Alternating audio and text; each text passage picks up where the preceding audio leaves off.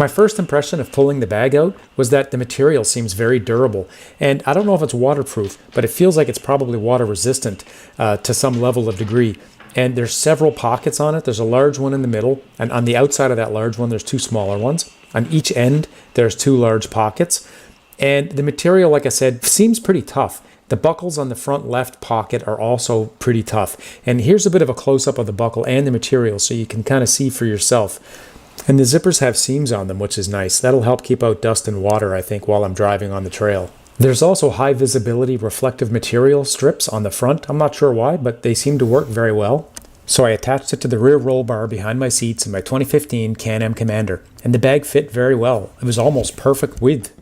It took me less than 5 minutes to attach all the straps on the top and the sides. After lining it up, I tightened all the straps and it's ready to go.